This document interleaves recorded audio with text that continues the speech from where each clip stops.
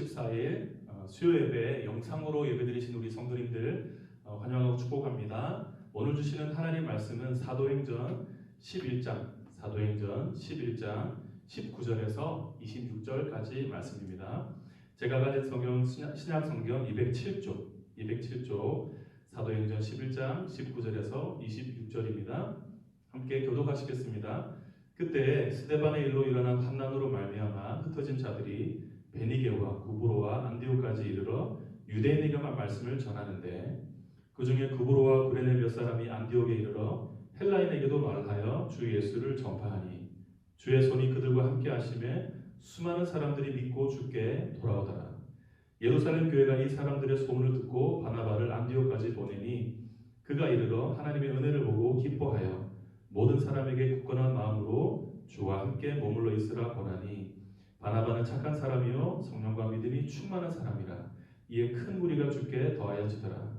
바나바가 사울을 찾으러 다소에 가서 만남에 안디옥에 데리고 와서 둘이 교회에 1년간 모여 있어 큰 무리를 가르쳤고 제자들이 안디옥에서 비로소 그리스도인이라 일컬음을 받게 되었더라. 아멘. 사랑하는 성도 여러분, 한 주간 잘 보내고 계신가요? 지난주 수요일 말씀에는 교회 사역자를 세우고 지원하는 부분에 대한 말씀을 나누었습니다. 이번 주에는 제목에서 보시는 것처럼 교회 성장에 대한 부분을 함께 나누고자 합니다. 오늘 본문에는 최초의 이방인 교회인 안디옥 교회에 대한 이야기가 나옵니다. 최초이기 때문에 안디옥 교회는 쉽게 표현해서 이제 새로 태어난 아기와 다를 바 없는 모습이죠. 이것을 신생교회라고 합니다. 그러면 이런 신생교회를 엄마교회인, 모교회인 예루살렘 교회가 어떻게 지원하고 세워나갔는지를 오늘 본문을 통해서 간단하게 살펴보고자 합니다. 수리아에 위치한 안디옥은요, 기원전 300년 전에 세워졌습니다. 그리고 헬라인, 또 유대인, 로마인 등으로 구성된 다인종, 다문화 도시였습니다. 그리고 오늘 본문에 나오는 안디옥 교회는 스데반의 박해와 순교로 일어난 그 환난으로 말미암아서 흩어진 예루살렘 교회 사람들에 의해서 설립되었습니다. 그들 중에 몇 사람은 처음에는 유대인에게만 복음을 전했죠. 또 그들 중에 구브로와 구레네 출신 사람들이 있었는데 그 사람들은 안디옥에까지 가서 헬라인에게도 복음을 전했습니다. 그렇게 해서 안디옥 교회에는 유대인 그리스도인과 헬라인 그리스도인으로 구성된 다인종, 다문화 교회가 되었고, 이 안디옥 교회는 이방 기독교 선교의 전초 기지가 되는 것이죠. 사랑 여러분, 기독교 선교의 전초 기지가 된 신생교회인 안디옥 교회는 스스로 자립해서 세워진 교회가 아닙니다. 모 교회인 예루살렘 교회로부터 전폭적인 지지와 또 후원을 받아서 세워진 교회임을 우리는 먼저 명심해야 합니다. 한국의 개신교인 숫자가 1990년대 이후로 줄곧 감소하고 있다는 이야기는 이미 많은 사람들이 알고 있는 사실입니다. 여전히 한국에는 교회가 많지만 아직도 자립하지 못하고 다른 교회의 도움을 받아야 하는 교회들이 생각보다 많습니다. 이런 이야기도 있죠. 개척교회를 하는 교회 10개 중에 9개는 3년을 못 버티고 문을 닫는다. 참 안타까운 현실입니다. 신학교에 다닐 때 동기 전도사님이었던 분이 충주 지역에서 개척을 하고 계신데요. 얼마 전에 잠시 방문을 했었습니다.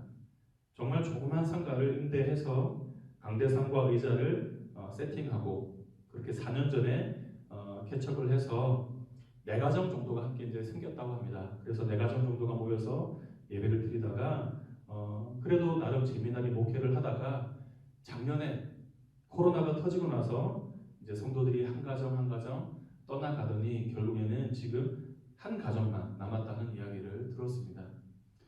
가슴이 답답하고 먹먹해지는 심정이었죠. 안타까운 개척교회 현실을 보고 왔습니다. 이처럼 이 개척교회의 어려움 때문에 최근에는요 중대형 교회들이 하고 있는 게 있는데 그게 뭐냐면 분립개척 모델입니다. 분립개척 사역. 우리 신광교회에서도 몇 년 전에 분립개척 같은 형식으로 교회를 개척해 준 것으로 제가 들어서 알고 있습니다. 큰 교회 보면 다 그런 것은 아니지만 개척을 하는 부교육자가 있으면 성도님들 몇 가정을 보내고 그래서 함께 건물 임대료를 지원해주고 또 생활비를 몇 년간 지원해줘서 개척을 해주는 교회들이 종종 있습니다. 자립할 때까지 교회에서 함께 기도해주고 물질로 후원해주고 함께 예배 드려주고 그렇게 하는 것이죠. 이것이 분립개척 사역입니다. 모교회와 개척교회, 그러니까 신생교회와의 이 아름다운 연합을 보여주는 좋은 사역 모델이라고 여겨집니다. 개척이 참 어려운 시대에 그래도 반가운 어떤 사역의 소식이 아닌가 생각합니다. 그러면 오늘 본문의 신생교회인 안디옥 교회가 설립되고 성장하는 데 있어서 모교회의 역할이 얼마나 중요한지를 잠시 살펴보도록 하겠습니다. 신생교회의 성장을 위해서 필요한 세 가지를 잠시 살펴볼 텐데요. 이것은 개척교회의 성장만을 위해서 필요한 것뿐만이 아니라 우리 교회의 성장을 위해서도 꼭 필요한 원리가 되기 때문에 우리 성도님들이 듣고 또 함께 기도하면서 교회 성장을 위해서 함께 협력하기로 마음을 모으는 시간이 되시기를 바랍니다. 자, 첫째 보겠습니다. 첫째로 모교회의 지원을 통해서 신생교회는 성장한다라는 것입니다. 모교회의 지원을 통해서 신생교회는 성장합니다. 먼저 사도행전 1장을 보면 예수님은 사도들의 복음 전파를 통해서 하나님 나라의 복음이 예루살렘과 온 유대와 사마리아와 땅끝까지 전파될 것을 예고하셨습니다. 예루살렘 교회는 바로 사도들이 이끌었던 초대 교회로서 다양한 인종과 문화 가운데 세워졌던 안디옥 교회를 지원하는 일에 힘을 다해 섬겼습니다. 예루살렘 교회에 있었던 큰 박해 때문에 사람들이 흩어지게 되죠. 근데 그 중에 빌립이라는 사람은 사마리아 성에 내려가서 복음을 전했습니다. 우리가 잘 알고 있죠. 그러자 어떻게 됩니까? 사마리아 사람들은 전도자 빌립의 말을 듣고 또 행하는 표적을 보면서 예수님을 믿고 세례를 받게 됩니다. 이 소식을 들은 예루살렘 교회는 어떻게 하느냐? 베드로와 요한을 보내게 되고 그들이 사마리아 사람을 위하여 성령 받기를 기도하자 사마리아 사람들은 오순절에 임했던 동일한 성령을 받는 것을 이 베드로와 요한 두 사도는 보게 됩니다. 그리고 또 어떤 일이 있습니까? 흩어진 사람들 중에 몇 사람은 오늘 본문에 나온 것처럼 안디옥에까지 흩어져 살게 되고요. 거기서 예수님의 복음을 전파했습니다. 그래서 오늘 본문 21절에 보면 어떻게 되어 있습니까? 그때 주의 손이 그들과 함께 하셔서 수많은 사람이 믿고 주께 돌아왔다고 기록하고 있습니다. 수많은 이방인들이 주님께 돌아온 것이죠. 이 소식을 모 교회인 예루살렘 교회가 듣게 되고요. 이때는 바나바를 안디옥으로 파송하여 보냅니다. 그래서 바나바는 안디옥 교회에 가게 되고 그곳에서 하나님의 은혜를 두 눈으로 목도하게 됩니다. 그리고 그 성도들에게 굳건한 마음으로 주님을 붙들라고 권면을 하게 되죠.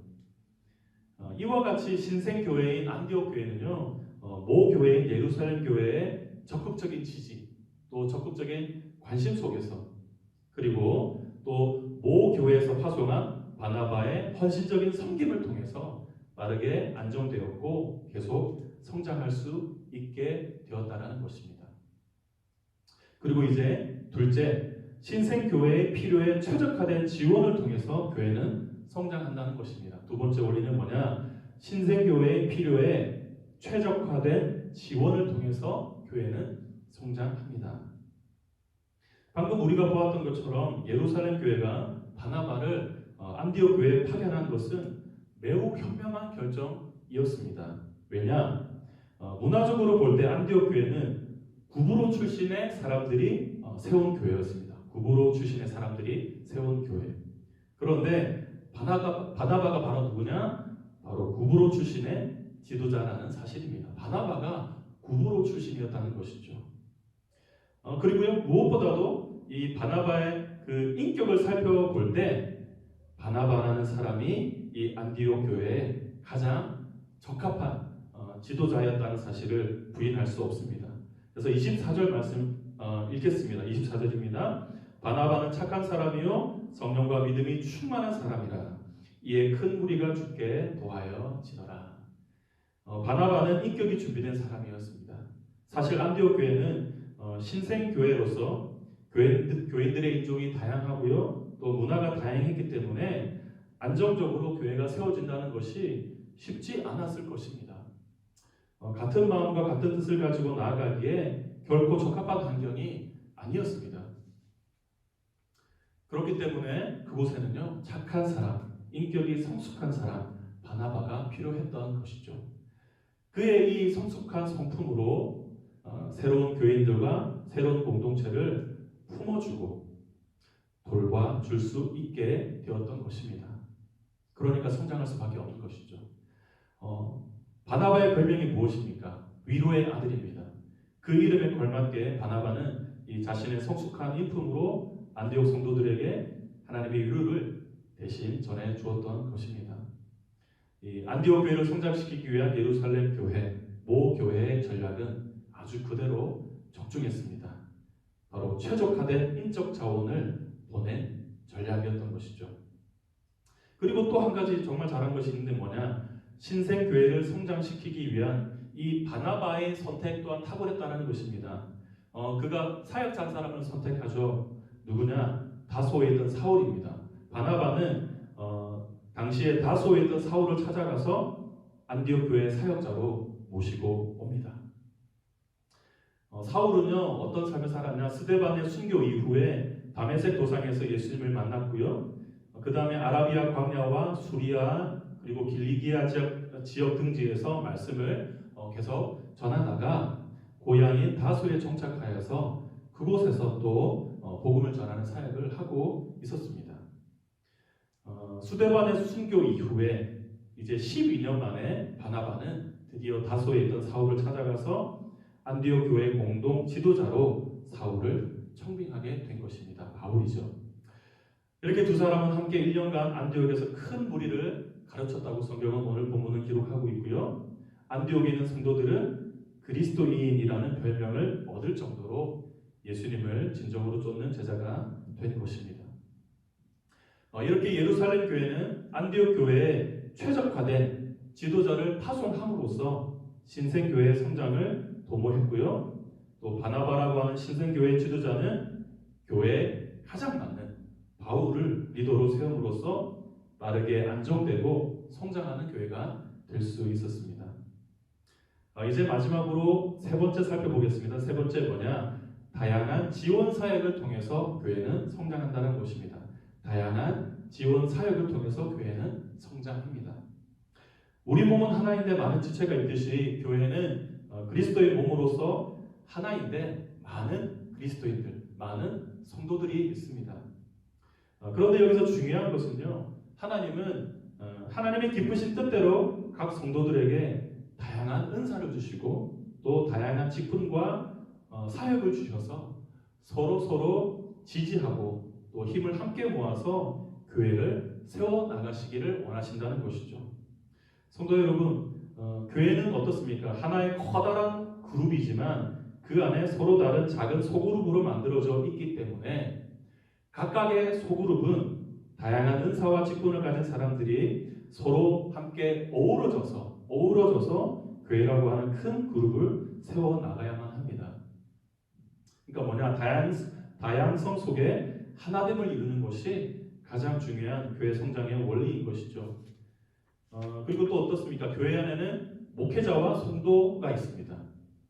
물론 그들의 역할이 구분이 되어 있긴 하지만 목회자는 성도를 가르치고 양육하는 이 말씀 사역으로 성도들을 온전하게 해서 교회를 세우는 일을 하고요.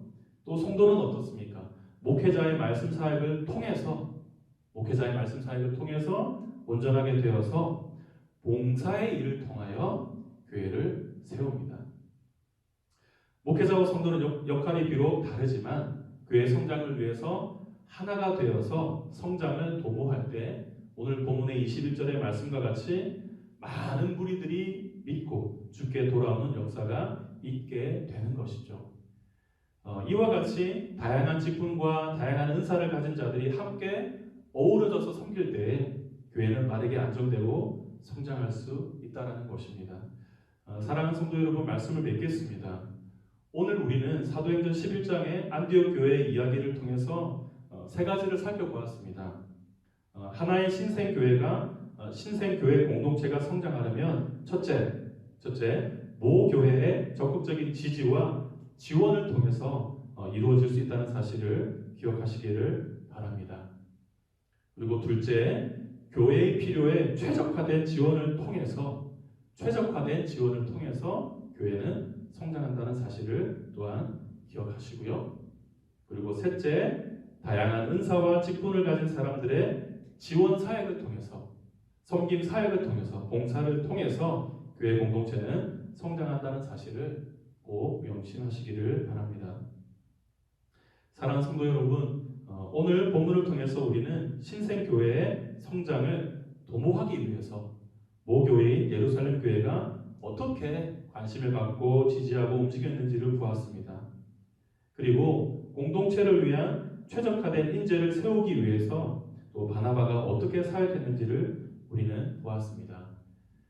이런 이야기들이 우리 성도들에게 좀 멀게 느껴질 수도 있다고 생각이 됩니다. 그러나 한국교회 교인의 숫자가 줄어들고 있는 이때, 늘어나지 않고 줄어들고 있는 이때, 또 코로나 때문에 더 어려운 상황이죠. 이런 상황 속에서 우리 교회의 성장만을 위해서 기도하고 관심을 갖는 것뿐만이 아니라, 물론 그것도 너무 중요한 마음이죠. 우리 교회가 잘 되기를 바라는 것, 그것은 성도로서 당연한 것입니다. 그러나 또 우리 교회를 통해서 또 다른 교회들이 세워지는 것을 함께 바라보고 또 소망하는 우리 성도님들이 되시기를 저는 진심으로 바라고 축원드리고 싶습니다.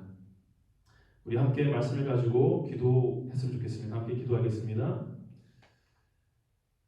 살아계신 하나님 아버지, 기독교 선교의 전초기지가 되었던 안디옥 교회 설립 배경을 함께 보았습니다. 신생교회였던 안디옥 교회는 스스로 세워지지 않고 모 교회인 예루살렘 교회의 전폭적인 지지와 지원 속에서 이루어졌음을 오늘 보게 됩니다. 하나님, 한국교회 신자들의 숫자가 점점 줄어들고 있다는 이야기를 듣습니다. 코로나로 말미암아 예배에 참석하는 숫자가 현격히 줄어든 이때 그리스도의 몸된 교회를 바라보시는 하나님의 마음이 어떠한지를 하나님, 오늘 이 시간 우리 성도님들에게 보여주시옵소서. 많은 개척교회들이 문을 닫고 있습니다. 또 코로나로 말미암아 작은 교회들은 더 힘들어지고 큰 교회들 또한 재정의 어려움을 겪고 있는 이때 그리스도의 몸된 주님의 교회들을 돌아보아 주시옵소서. 재정적으로 어려움을 겪는 교회들이 많이 있습니다. 또 아이들이 없어서 주일학교가 사라지는 교회들 또한 많다고 듣습니다. 살아계신 하나님, 한국교회를 불쌍히 여겨주시고 새롭게 해주셔서 서로의 형편을 돌아볼 줄 아는 교인이 되게 하여 주시고 다양한 은사와 직분을 받은 성도들이 다시 한번 주님의 열정으로 자신이 속한 교회 공동체를 섬기는 은혜가 있게 하여 주시옵소서. 우리 신광교 성도님들을 축복합니다.